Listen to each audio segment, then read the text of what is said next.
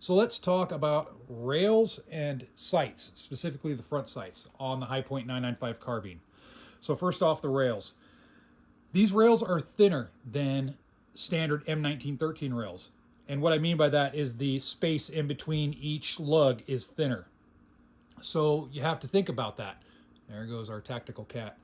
You have to think about that. There are some accessories that won't fit on these rails. So your choices are either be selective in the accessories that you put on the Hipoint to items that will fit on the rail, or you're going to modify the rail. I kind of did that a little bit right here. It's maybe hard to see on camera, but I actually filed just a little bit on one side of this rail lug so that way I could fit a light on here because I was messing around with the light and I wanted it to fit. So those are your two choices. If you're worried about modifying the rail, I know that Hipoint can sell you replacement parts, and they're pretty inexpensive. You just have to give them a call or go to their website. So it's not a big deal to me if I'm going to modify one of the lugs. Or again, there are some accessories out there that you could just put on here. You just have to look and make sure that whatever you're buying will fit. This optic right here, I did have to modify. I did have to widen one of the lugs to fit this on. So just be cognizant of that. And the rails are polymer and they do flex a little bit.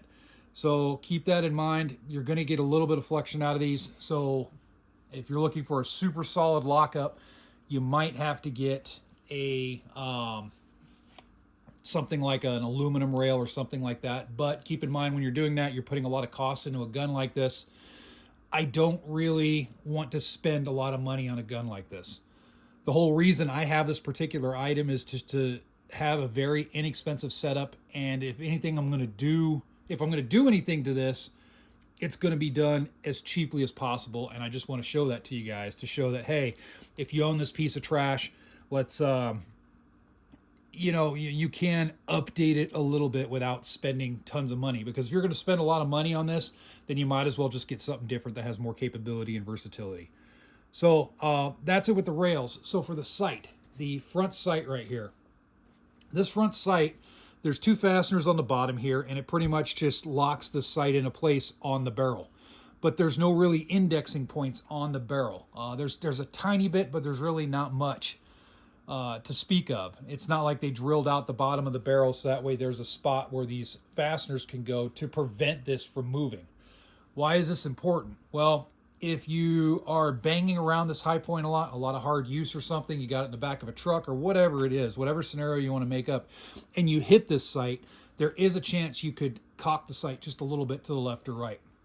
That's going to throw off your aim. So be careful of that.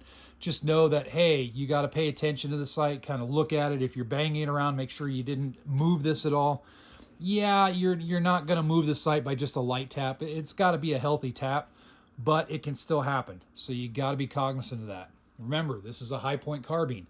This thing is built very cheaply, and it's built to just work. But again, you're not going to get the strength that you might get in a more expensive platform.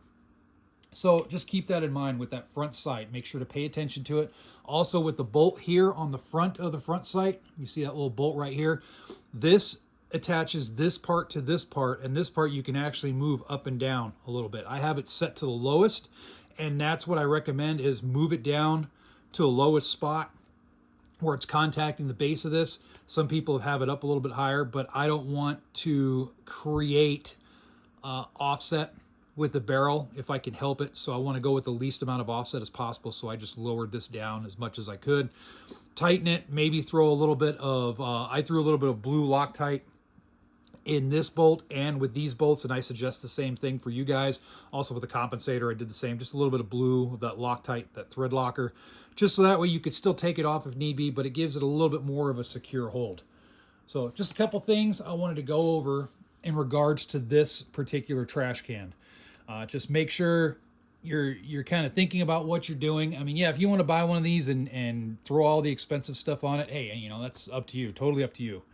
Good to go. But just some things to think about, maybe keeping this thing cost effective, or if you're in a position where, hey, I have this and I just don't have the money to throw expensive stuff, but maybe I want to increase the versatility a little bit, or I just want to make this make sure that this thing is still in serviceable condition. Just a couple things to think about. All right, comment section below as always. Thanks for watching.